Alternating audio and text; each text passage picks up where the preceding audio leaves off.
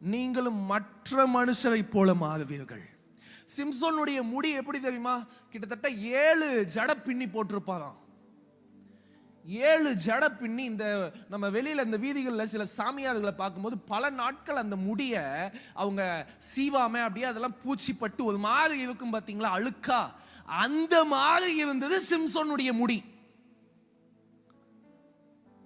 சில நேரம் வந்து கேட்டிருப்பாங்க, சில பார்க்கும்போது ஆசை இருந்திருக்கும். சிம்சோன் சில கவனிச்சோன்னே, எப்பா உன் முடி மட்டும் எப்படிப்பா இப்படி ஷைனிங்கா இருக்கு, உன் முடி மட்டும் என்னப்பா இப்படி இருக்கு, நாங்க கிளீனிங் பிளஸ் ஷாம்பு போடுறோம் பிரதர் அப்படின்னு கூட சொல்லியிருப்பாங்க. இதை பார்க்கும்போது நமக்கும் ஆசையா இருக்கும், சே நமக்கும் கிளீனிங் பிளஸ் ஷாம்பு கிடைச்சா நல்லா இருக்கும், கிளீனிங் பிளஸ் போட்டோம்னா நமக்கும் கொஞ்சம் நல்லா தான் இருக்குன்றதான ஆசை வந்திருக்கும். ஆனா அப்பெல்லாம் நம்ம ஆளு தரிசனத்தை இழக்கல, அர்ப்பணிப்பை இழக்கல. அப்பவும் அர்ப்பணிப்புல தான் இருந்தாங்க. எப்பா சிம்சோனே, இந்த கிளீனிங் பிளஸ் ஷாம்பு கொஞ்சம் வாங்கி போட்டு உன் முடியை தான் கொஞ்சம் கிளீன் பண்ண. இங்க பாரு, நாங்க விதவிதமா ஹேர் ஸ்டைல் வச்சுட்டு வரோம், நீயும் கொஞ்சம் விதவிதமா ஹேர் ஸ்டைல் வச்சுட்டு வாயே. அப்பெல்லாம் சிம்சோன் சொன்ன காரியம் என்ன தெரியுமா? ஐயா, நீங்கள் அப்படி இருப்பீர்கள் என்றால் இருந்து கொள்ளுங்கள், நான் வேறு பிரிக்கப்பட்டவன், நான் இப்படிதான் வாழணும், நான் நசரேயன், நான் கர்த்தருக்கென்று தேவனுக்கென்று நான் தேர்ந்தெடுக்கப்பட்டவன், நான் இப்படிதான் வாழணும், நான் இப்படிதான் நடக்கணும், நான் இப்படிதான் இருக்கணும். இதை தாண்டி என்னால மற்றவர்களை போல இருக்க முடியாது. சில நேரம் இருக்குதுல, சில நேரம் நண்பர்கள் சினிமாக்கு வான்னு கூப்பிட்டா இழுக்குதுல, சில நேரம் உலக பிரகாரமா போலான்னு கூப்பிட்டா இழுக்குதுல.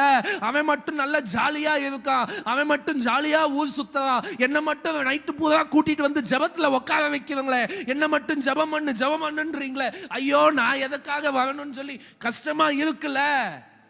ஏனென்றால் நீ அர்ப்பணிக்கப்பட்டவன், நீ இப்படிதான் இருக்கணும். இதே ராத்திரி வெளியில போய் பார்த்தோம்னா டிஸ்கோ கிளப்ல அரை நிர்வாணத்தோடு கூட ஆடி உலக இச்சைகளுக்குள்ள அலைமோதுகிற ஒரு கூட்டம் இருக்கும் போது அந்த ஜனங்களுக்காகவும் திறப்பில நாங்கள் வந்து நிற்கிறோம் நின்னீங்களே, இது அர்ப்பணிக்கப்பட்டதனுடைய காரியம். சும்மா நீங்க வந்து உட்காரலங்க, அர்ப்பணிப்பு. அந்த அர்ப்பணிப்பு உங்களுக்குள்ள இருக்கனாலதான் இங்க வந்து இருக்கீங்க. ஆனா இன்னும் எத்தனையோ அர்ப்பணித்த கூட்டம் இன்றைக்கும் ஜெபத்தில் இல்லாமல், இன்னைக்கும் வேதத்துல தரித்து நில்லாமல், இன்னைக்கும் ஆலயத்துல நில்லாமல், இன்னைக்கும் ஊழியத்துல நில்லாமல் வெளியில போயிடுச்சு. ஏன்னா அர்ப்பணிப்பை இழந்து விட்டார்கள். நீ எப்படி வேணாலும் இருந்துக்கோ, நீ தேட்டர்